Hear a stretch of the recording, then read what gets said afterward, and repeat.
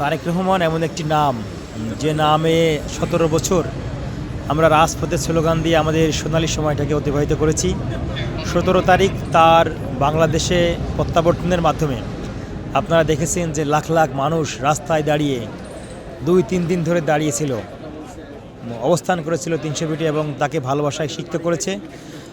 তারেক রহমানের ১৭ মিনিটের বক্তব্য যদি আপনারা শুনে থাকেন, দেখবেন যে উনি বাংলাদেশ নিয়ে ওনার কী পরিকল্পনা, উনি কী করতে চান। কোনো প্রকার বিদ্বেষ কিন্তু উনি ওনার বক্তব্যে ছড়াননি। পদ্মা সেতু, মেট্রো রেল এবং এলিভেটেড এক্সপ্রেসওয়ে নির্মাণের গর্বিত অংশীদার বসুন্ধরা সিমেন্ট। কোনো প্রকার হিংসাত্মক কথা উনি বলেননি।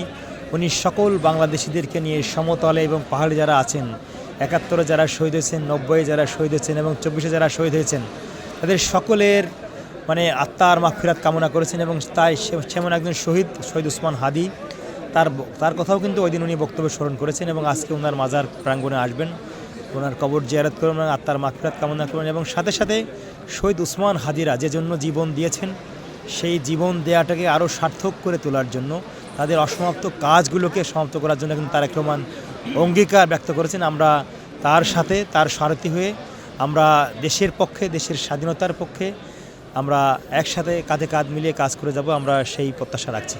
আগামী দেশ বিনির্মাণে কতটুকু ভূমিকা রাখবে তারেক রহমানের এই দফা?